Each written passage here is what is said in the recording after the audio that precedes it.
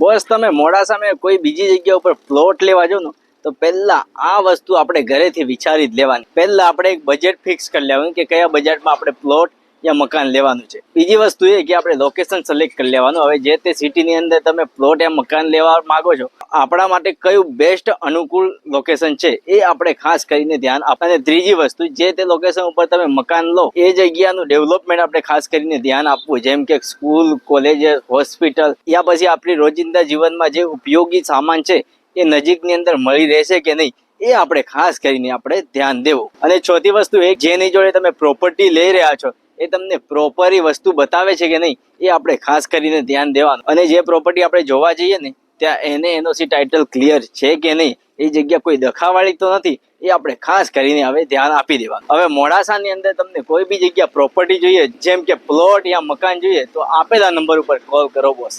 જે સ્ક્રીન ઉપર જે નંબર દેખાય એ નંબર ઉપર કોન્ટેક્ટ કરો. જય હિન્દ, જય ભારત.